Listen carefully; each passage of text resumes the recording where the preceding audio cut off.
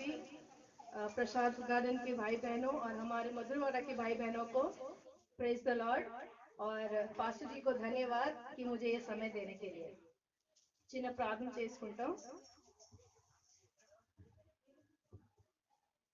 Hallelujah hallelujah हे पिता परमेश्वर आपको हम धन्यवाद देते हैं प्रभु आपने जो कृपा की हमारे ऊपर उसके लिए आपको धन्यवाद प्रभु आपकी क्षमा के लिए आपका धन्यवाद जीवन में हमारे चारों तरफ कितनी कठिनाई आई प्रभु यीशु उन सभी से हमें बचाने के लिए आपका धन्यवाद हे प्रभु यीशु सर्वशक्तिमान पिता परमेश्वर हे प्रभु हमें माफ कर दीजिए पिता परमेश्वर हमारे सभी पापों के लिए जो हमने पाप किए अपने मन से अपने वचन से अपने कर्म से अपने धर्म से जो भी हमसे छोटी बड़ी जो भी भूल हुई प्रभु यीशु उसके लिए हमें क्षमा कीजिए प्रभु यीशु हे पिता परमेश्वर हे प्रभु आपके आनंद आशीर्वादों के लिए धन्यवाद हम अपने मन में अपनी शांति के लिए आपको धन्यवाद करते हैं हम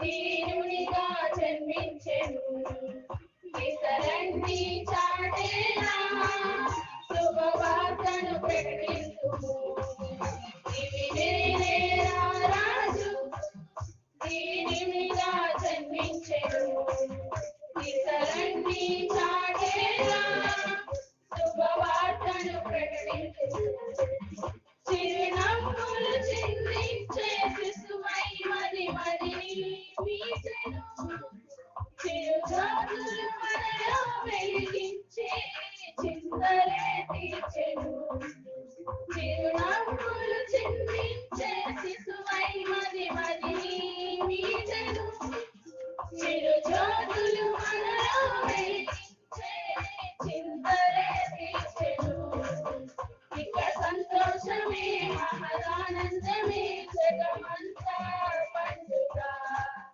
ఇక ఉల్లాసమే ఉత్సాహమే మన బ్రతుకుల్లో నిండుగా ఇక సంతోషమే మహదానందమే జగమంతా పండుగ ఇక ఉల్లాసమే ఉత్సాహమే మన బ్రతుకుల్లో నిండుగా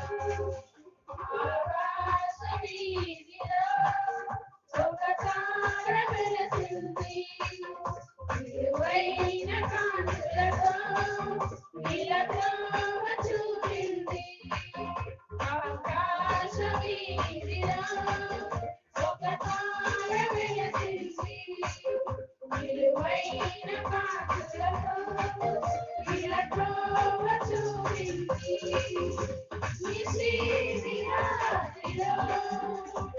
దేవుడు పుట్టాడని నిత్యనాశము చేర్చుటకై రక్షకుడు దయించాడని జయమంతటా జయగీతమై సాక్షిగా నిలిచింది సంతోషమే ఆనందమే జగమంతా పండుగ ఉల్లాసమే ఉత్సాహమే మన బ్రతుకుల్లో నిండుగా ఇక సంతోషమే ఆనందమే జగమంతా పండుగ ఇక ఉల్లాసమే ఉత్సాహమే మన బ్రతుకుల్లో నిండుగా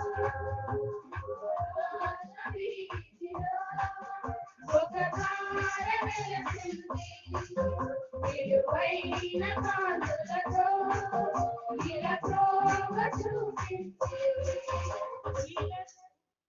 హల్లెలూయా దేవుని స్తోత్రం మనందరి హృదయాలలో ఆనందమే మనసంతా సంతోషమే క్రిస్మస్ వేళలో మనందరి హృదయాలలో ఆనందమే మనసంతా సంతోషమే స్తుతించి ఆరాధిద్దాం ఆ ప్రభుని కనపరిచి కీర్తించేద్దాం రక్షకుడు పుట్టాడని మనకు రక్షణ తెచ్చాడని స్తుతించి ఆరాధిద్దాం ఆ ప్రభుని కనపరిచి కీర్తించేద్దాం రక్షకుడు పుట్టాడని మనకు రక్షణ తెచ్చాడని క్రిస్మస్ వేళలో మనందరి హృదయాలలో ఆనందమే మనసంతా మా ఇంటి పేరు పశువుల పాక, పక్కింటి పేరు ఒలీవల తోట, ఎదిరింటి పేరు కల్వరి కొండ, మా ఓడ పేరు సియోను కోట. మా తండ్రి యేసు పశువుల పాకలో తనను తాను చూడు తగ్గించుకొనెను. కుమారుడు క్రీస్తు ఒలీవల తోటలో మోకాళ్ళ కన్నీళ్ళ ప్రార్థించే చూడు. మా ఇంటి పేరు పశువుల పాక, పక్కింటి పేరు ఒలివల తోట, ఎదురింటి పేరు కల్వరి కొండ, మా ఓడ పేరు సియోను కోట, మా ఆత్మదే. చెల్లిస్తున్నానండి. సమయం వచ్చినటువంటి పాస్టర్ గారికి, పాస్టర్ గారికి కూడా వందనాలు చెల్లిస్తున్నాను. చేరి వచ్చినటువంటి మరి నా సంఘ బిడ్డలందరికీ వందనాలు చెల్లిస్తున్నానండి. ప్రార్థన చేస్తున్నాము. ఉన్నతమైన స్థలములలో దేవునికి మహిమయు, ఆయనకి ఇష్టమైన ప్రజలకు, ఆయనకి ఇష్టమైన మనుషులకు దేవుని భూమి మీద సమాధానం కలిగినని చెప్పినటువంటి మా పరలోక తండ్రి, దయగల ప్రభ, మీకే వందనాలు వందనాలు స్తుతులు స్తోత్రాలు చెల్లించుకుంటున్నాం తండ్రి. ప్రభా, మహోన్నతుడా, చిన్న దేవ, పరిశుద్ధుడా పరిశుద్ధుడా, మీ పరిశుద్ధమైన పాదపద్మములకు తండ్రి లెక్కలేని వందనములు స్తుతులు స్తోత్రములు చెల్లించుకుంటున్నాను ప్రభా.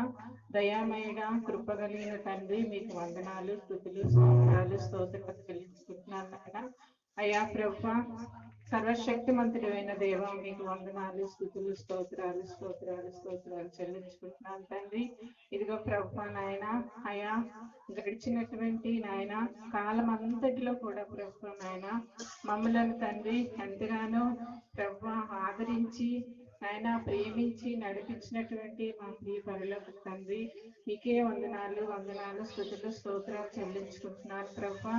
అయ్యా తండ్రి నాయన, ఈ సంవత్సర కాలంలో నాయన ఈ యొక్క నాయన తండ్రి మరి చివరి దినంలో మేము ఉండడానికి తండ్రి అయ్యా మీరు కృప చూపినందుకే తండ్రి మీకు వేలాది వందనాలు స్తుతులు స్తోత్రాలు చెల్లించుకుంటున్నాను తండ్రి. దయగల ప్రభా, సర్వోన్నతుడా, సర్వశక్తిమంతుడా, మీకు వందనాలు వందనాలు స్తుతులు స్తోత్రాలు చెల్లించుకుంటున్నాను ప్రభా.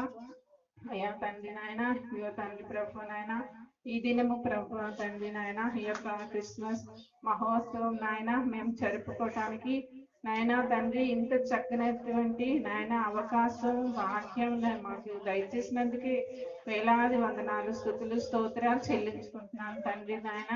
ఇదిగో ప్రభా తండ్రి నాయన, ఇంతవరకు ప్రభా నాయన పాటల ద్వారా నాయన మరి డాన్సులు ద్వారా పిల్లలు నాయన తండ్రి ఎంతగానో మిమ్మలను గణపరిచిన్నారు, మహిమపరిచిన్నారు ప్రభా దేవ. అయా తండ్రి నాయన, అయా మేమంతా ఇలా ఉన్నామంటే తండ్రి కేవలం మీ యొక్క ఉచితమైన కృపే ప్రభా దేవ. అయా ప్రభా నాయన మీ ఇచ్చిన రుణం తీర్చుకోలేము తండ్రి దేవ. అయ్యా నాయన, అయ్యా మా జీవితాల్లో తండ్రి ఎన్నో మేలులు ఉపకారములు చేసినటువంటి దేవుడు తండ్రి. అయా ప్రభా, మీకే స్తుతులు స్తోత్రాలు చెల్లించుకుంటున్నాను తండ్రి. ఇదిగో ప్రభా నాయన, చేరి వచ్చినటువంటి అయా నాయన మరి ప్రతి ఒక్క బిడ్డను కూడా మీరు దర్శించండి.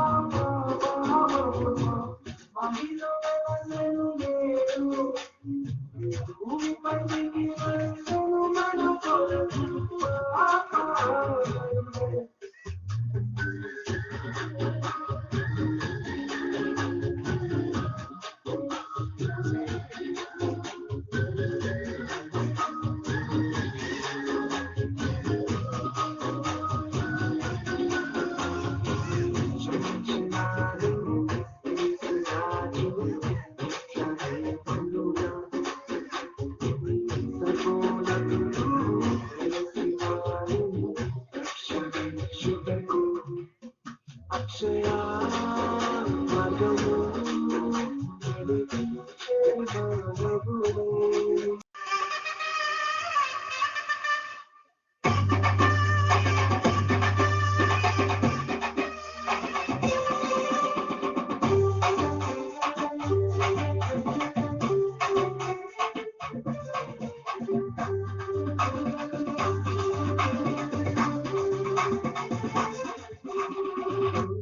దిక్కున చిత్తముచ్చే చూశాను పాఠాలు పాడవచ్చే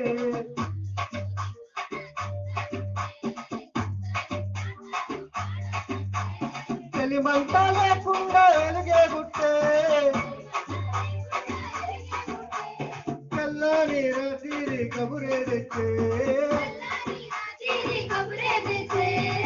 పుట్టినాడంట యేసునాథుడు పాపములు తీసే పరమాత్ముడు పుట్టినాడంట యేసునాథుడు పాపములు తీసే పరమాత్ముడు దూరుకు దిక్కున దుఃఖ పుట్టే చాలు పాఠాలు పాడవచ్చే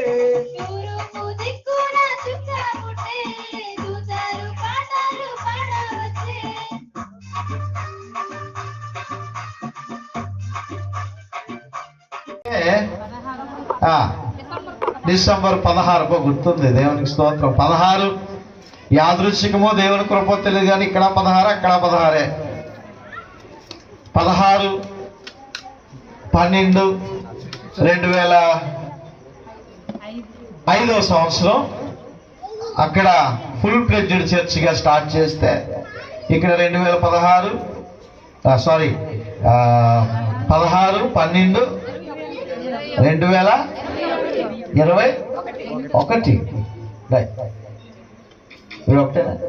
రైట్. ప్రియమైనటువంటి దేవుని బిడ్డలారా, ఏదేమైనటువంటి డేట్, నీ బర్త్డే డేట్ ఎప్పుడు? నీ బర్త్డే డేట్ ఎప్పుడు? ఎప్పుడండి డేట్? నీ బర్త్డే డేట్ ఎప్పుడు? ఏమండి తెలుసు కదా డేట్? మన డేట్ మనం చెప్పుకుంటాం, బర్త్డే డేట్. ఏమండి ఎక్కడి నుంచి వచ్చిందండి ఈ డేట్? ఎక్కడి నుంచి వచ్చింది ఈ డేట్? ఈరోజు నీకు ఒక డేట్ వచ్చింది.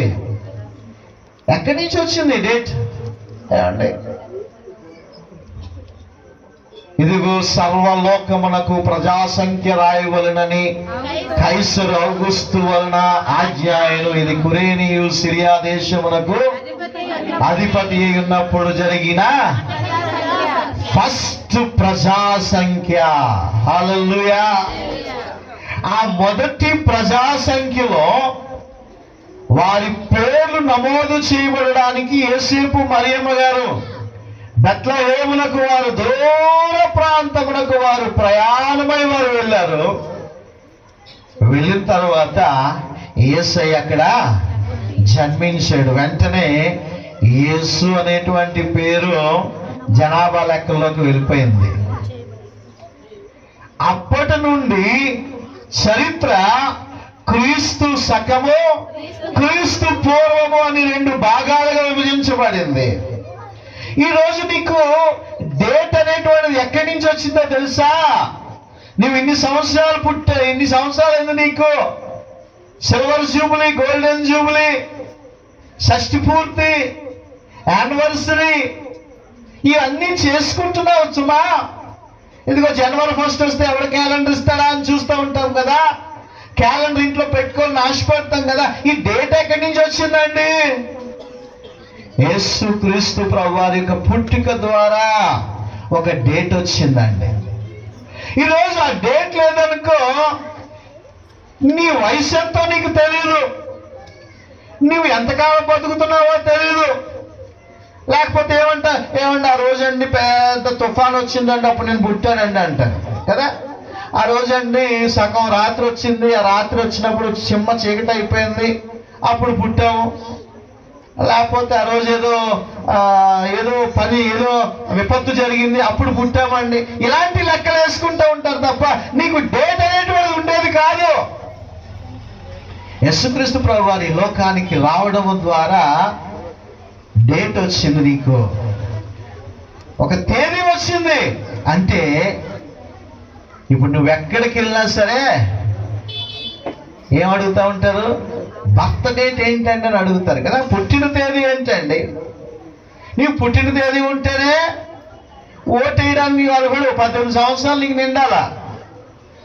నీకు ఉద్యోగం ఎంతకాలం అంటే ఇంచుమించు 40-45 సంవత్సరాలు నువ్వు ప్రయత్నం చేయాలా. నీకు 60 సంవత్సరాల వరకు రిటైర్మెంట్ ఉద్యోగం చేసుకోవచ్చు. ఈ డేట్ అనేటువంటిది, ఈ బర్త్డే డేట్ అనేటువంటిది, ఈ పుట్టిన తేదీ అనేటువంటిది ఎక్కడి నుంచి వచ్చింది? యేసుక్రీస్తు ప్రభువారు పుట్టుక ద్వారా వచ్చింది. అంటే మానవునికి ఒక విలువ తీసుకొచ్చినటువంటి యేసుక్రీస్తు ప్రభువారు. హల్లెలూయా. అంతవరకు మానవుడికి విలువ లేదు, ఒక డేట్ లేదు, ఏ విధమైనటువంటి ఒక గొప్పతనం అనేటువంటిది లేదు. వాడు ఎప్పుడు పుట్టాడో, ఎప్పుడు చచ్చాడో, ఎలా పోతా ఉన్నాడో ఆ విలువ అనేటువంటిది మానవునికి ఉండేటువంటిది కాదు. ప్రియమైనటువంటి దేవుని బిడ్డలారా, మానవునికి ఒక విలువ వచ్చినటువంటిది యేసుక్రీస్తు ప్రభువారి యొక్క పుట్టుక ద్వారా. మూడో విషయాన్ని జ్ఞాపకం చేస్తున్నాను. యేసుక్రీస్తు ప్రభువారి యొక్క పుట్టుక ద్వారా మానవునికి విలువ వచ్చింది అండి. మానవునికి విలువ వచ్చింది. ఎలాగ విలువ వచ్చిందో తెలుసా? ఆనాడు మానవులు చనిపోయేటువంటి వారు, పశువులు చనిపోయేటువంటివి. ఇప్పుడు మానవుడు చనిపోతూ ఉంటున్నా ఆ విధముగానే ఇచ్చుకెళ్ళిపోయేటువంటి వారు, పశువులు చనిపోతున్నా ఆ విధముగానే తీసుకొని వెళ్ళిపోతుండేటువంటి వారు. కానీ ఎప్పుడైతే యేసుక్రీస్తు ప్రభువారు జన్మించారో, ఇదిగో యేసుక్రీస్తు ప్రభువారు జన్మించిన తర్వాత మానవునికి ఒక రూపం అనేటువంటిది వచ్చింది. ఈరోజు మనం చెప్పుకుంటూ ఉంటాం, యేసుక్రీస్తు ప్రభువారండి ఆయన ఎక్కడో పుట్టాడండి, లేకపోతే ఎక్కడో జన్మించాడండి అని చెప్పుకుంటూ ఉంటారు. బెత్లెహేమ్ అంట ప్రపంచము గ్లోబల్లో ప్రపంచం ఆ మ్యాప్లో బెత్లెహేమ్ ఎక్కడ ఉందట? ఆ ప్రపంచ మ్యాప్లో మధ్యగా ఉందంట. నాభి ఏమంటే సైంటిస్టులు చెప్తారు, గురుత్వాకర్షణ శక్తి ఆ బెత్లెహేములో అక్కడ దాగి ఉందంట. మొత్తం ఈ ప్రపంచం తాలూకా మొత్తము గురుత్వాకర్షణ శక్తి అంతా కూడా అదే ప్రదేశంలో కేంద్రీకృతమై ఉందంట. నిజంగా అటువంటి ప్రాంతంలో యేసుక్రీస్తు ప్రభువారు జన్మించాడు. ఆయన జన్మించిన తర్వాత మానవునికి ఒక తేదీ వచ్చింది. మానవుడు ఎన్ని సంవత్సరాలు బతికి ఉన్నాడో ఒక లెక్క వచ్చింది. మానవుడి యొక్క జీవితానికి ఒక అర్హత వచ్చింది, ఒక యోగ్యత వచ్చింది. ఈరోజు చరిత్ర అంతా కూడా క్రీస్తు పూర్వము, క్రీస్తు శకము అనేటువంటి దాని మీదే ఆధారపడి ఉన్నది. ప్రియమైనటువంటి దేవుని బిడ్డలారా, అటువంటి గొప్ప విలువ మానవుడికి తీసుకొని వచ్చినటువంటి వాడు యేసుక్రీస్తు ప్రభువారు. నాలుగో విషయాన్ని జ్ఞాపకం చేస్తున్నాను. యేసుక్రీస్తు ప్రభువారు సమాన విలువను తీసుకొని వచ్చారు. యోహాను సువార్త 1వ అధ్యాయము 12వ వచనం చూసినట్లయితే, తాను ఎందరు అంగీకరించుదురో వారందరూ దేవుని భక్తులుగా ఉండుటకు, ఏంటంటే దేవుని భక్తులగుటకు, దేవుని పిల్లలగుటకు ఆయన అధికారం అనుగ్రహించెను. హల్లెలూయా. ప్రియమైనటువంటి దేవుని బిడ్డలారా, ఎవరైతే ఆయన అంగీకరిస్తారో వారందరూ కూడా దేవుని పిల్లలుగా, సమానత్వము అనేటువంటిది, సమానత్వం. యేసుక్రీస్తు ప్రభువారు పశువుల శాలలో జన్మించడానికి గల కారణం అదేనండి. మనం చెప్పాను, గొర్రెల కాపరుల తాలూకా వారికి విలువ లేదు అని. వారి సాక్ష్యము చెలవు. వారి గోతులో పడిపోయినా వారిని ఎవరు కూడా యూదులు తీసేటువంటి వారు కాదు. మరలా గొర్రెల కాపరు వచ్చి తీస్తేనే, ఓ ఎంకన్న ఓ పెద్దన్న అనుకుని ఆయన తీస్తేనే ఆయన బయటకు వచ్చేవాళ్ళు. అయితే అంతవరకు గోతులో ఉండవలసిందే. వారి సాక్ష్యం చెలదు. వారు అనాగరికులుగా వారు ఉంటూ ఉన్నారు. సమానత్వం అనేటువంటిది. ఒకసారి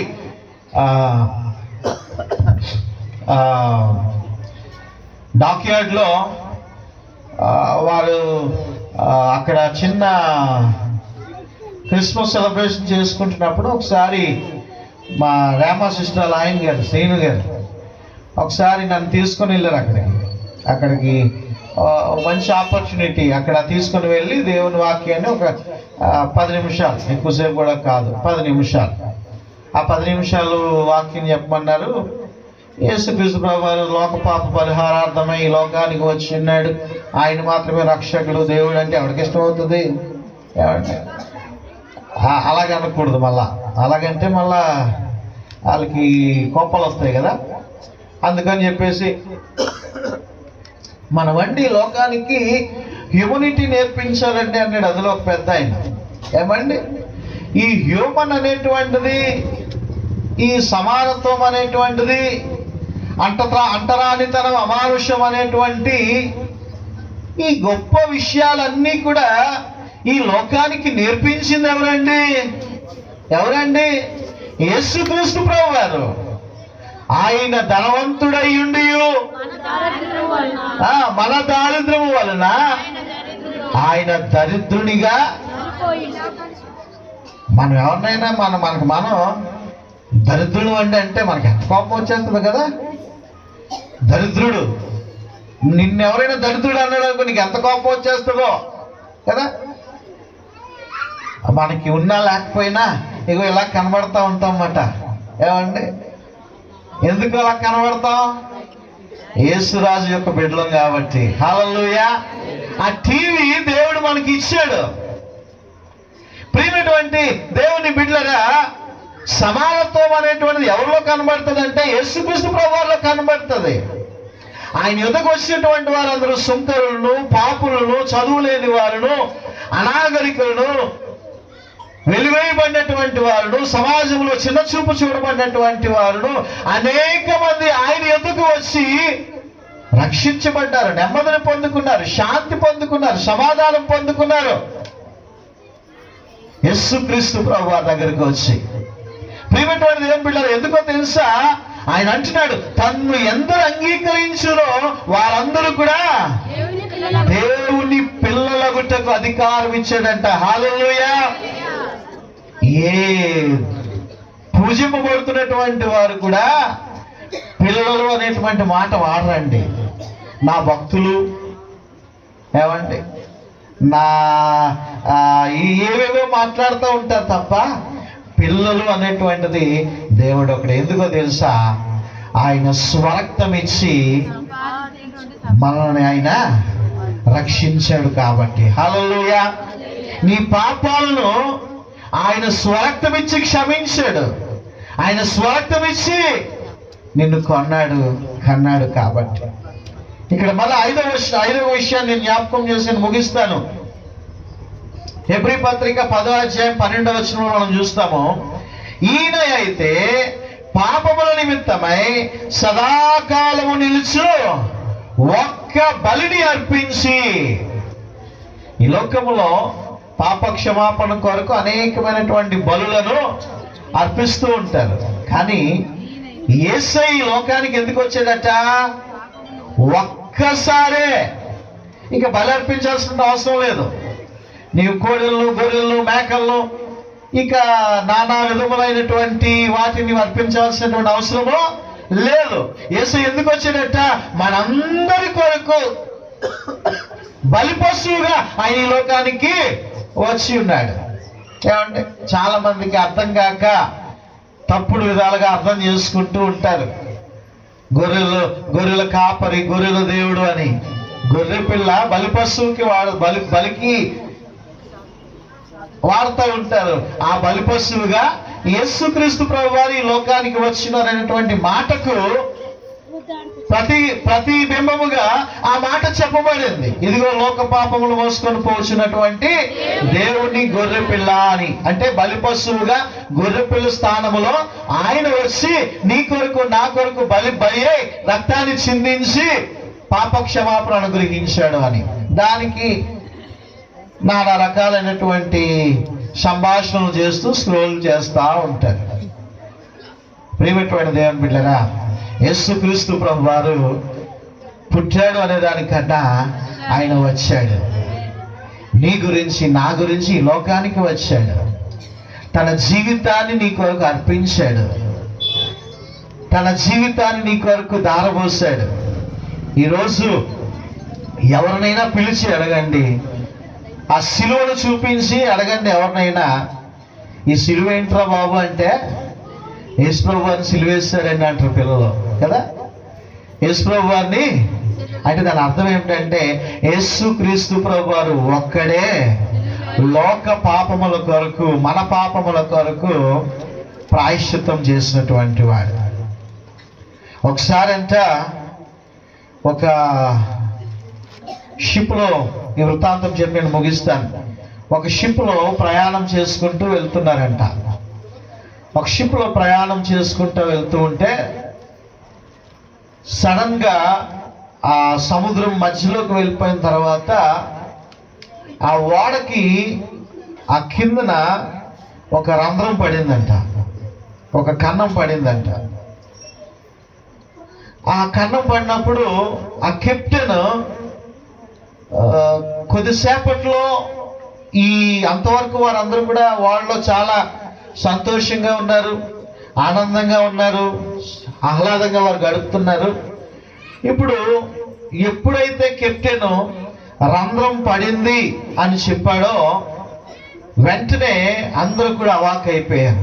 అమ్మో, కాసేపట్లో పడవ మునిగిపోతుంది, ఓడ మునిగిపోతుంది, కాసేపట్లో మన ప్రాణాలు పోతాయి, కాసేపట్లో మనందరం చనిపోతాం అని చెప్పి అందరూ కూడా ఆందోళనలో ఉన్నారంట.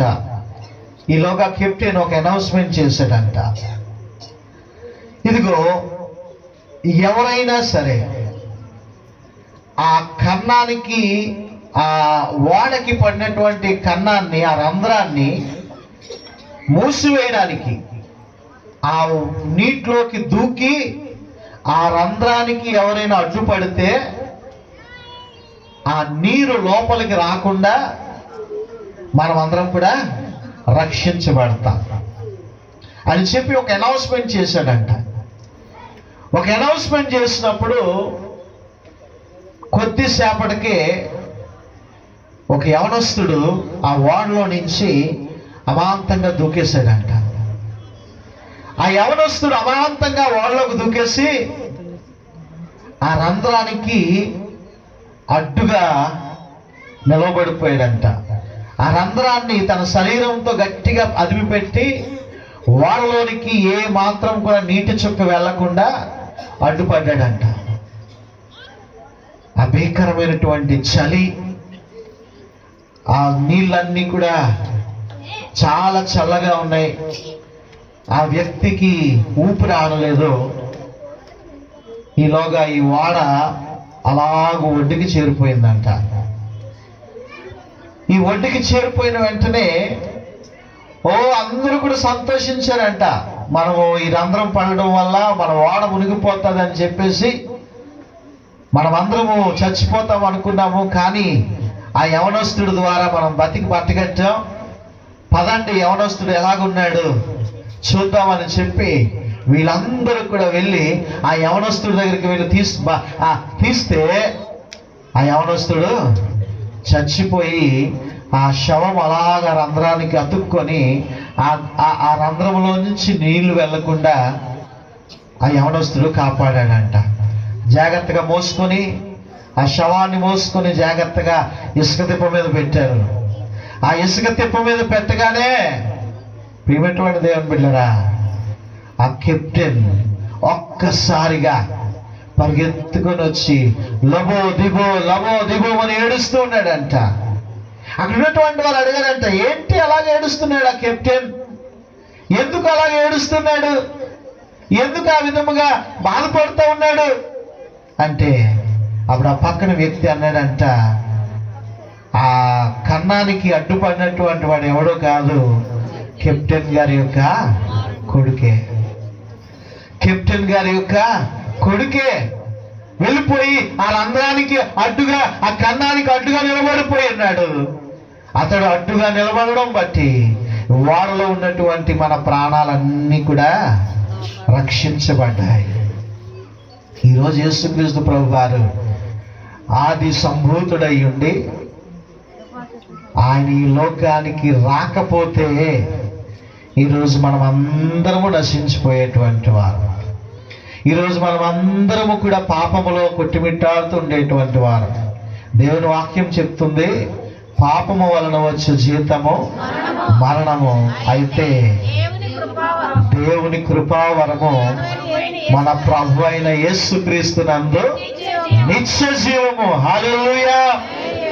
ఈరోజు నీవు నిత్య జీవంలోనికి నీవు వెళ్ళాలా? నీవు పాప క్షమాపణ నీవు పొందుకోవాలి. నువ్వు ఏమి చేసినప్పటికీ కూడా నీ పాపములు పరిహరించబడవు. నీవు మళ్ళా మాటి మాటికి బలులు అర్పించవలసిందే, మళ్ళా నీవు చేయాల్సిన కార్యాలు చేయాల్సిందే. ఒక్కసారిగా నీ పాపములు కొట్టివేయబడాలంటే, ఒక్కసారిగా నీ పాపములు పరిహరించబడాలంటే ఒకే ఒక మార్గము, నిన్ను రక్షించడానికి ఆయన పుట్టాడు కాదు, ఆయన వచ్చాడు. హల్లెలూయా. నిన్ను రక్షించడానికి ఆయన వచ్చాడు. ఆది యందు ఉన్నటువంటి దేవుడు కృపా సత్య సంపూర్ణుడుగా వచ్చాడు. విశ్వసించు, నమ్ము, నీ జీవితానికి ఆహ్వానించు, నీ బ్రతుకును మారుస్తాడు, నీ జీవితంలో సమాధానాన్ని కృమ్మరిస్తాడు. అట్టి కృప ధన్యత పరిశుద్ధాత్మ దేవుడు వాక్యం విడిచినటువంటి వారందరికి నీ దయచేయును గాక. ఆమేన్. చూడగలవాడు ఆత్మస్వరమును వినును గాక. ఆమేన్. చిన్న ప్రార్థన చేసుకుందాం.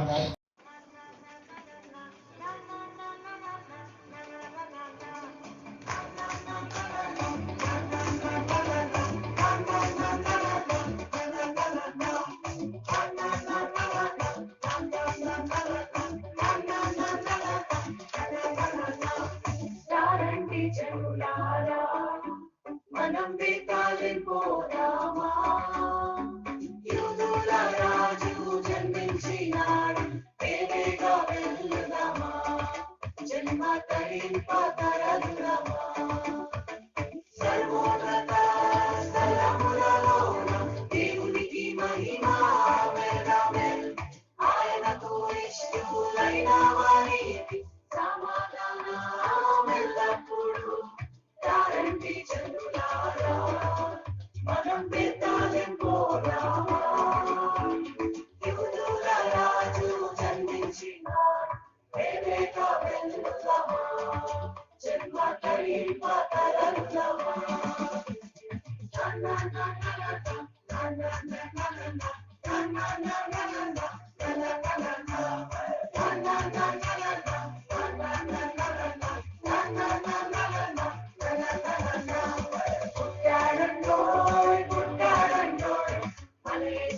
రక్షకుడు పుట్టాడండోయ్, పుట్టాడండోయ్, పుట్టాడండోయ్, మన యేసు రక్షకుడు పుట్టాడండోయ్. యేసు మనల్ని ప్రేమిస్తూ పుట్టాడండోయ్, మన పాపం కొరకు పుట్టాడండోయ్. యేసు మనల్ని ప్రేమిస్తూ పుట్టాడండోయ్, మన పాపం కొరకు పుట్టాడండోయ్. యేసుని చేర్చుకో, రక్షకునిగా ఎంచుకో, యేసుని చేర్చుకో, రక్షకునిగా ఎంచుకో. పుట్టాడండోయ్, పుట్టాడండోయ్, మన యేసు రక్షకుడు పుట్టాడండోయ్, పుట్టాడండోయ్, పుట్టాడండోయ్, మన యేసు రక్షకుడు పుట్టాడండోయ్. పాడుడి గీతములు హల్లెలూయా, నీతుడి గానములు హల్లెలూయా, పాపాల హితుడు హల్లెలూయా, పాప వినాశకుడు హల్లెలూయా. ఆకాశమున వింత గొలిపెను, అద్భుత కార్యాలు గాంచిరి, ఆకాశమున వింత గొలిపెను, అద్భుత కార్యాలు గాంచిరి. పయానించిరి జ్ఞానులు ప్రభు జాడకు, పయానించిరి జ్ఞానులు ప్రభు జాడకు. పాడుడి గీతములు హల్లెలూయా, నీతుడి గానములు హల్లెలూయా, పాపాల హితుడు హల్లెలూయా. సూర్యుడు ఉదయించన్, కారణ జన్ముడు కదిలొచ్చన్, పాపము నుంచి విడిపించన్, నిన్ను నన్ను రక్షించన్, పాప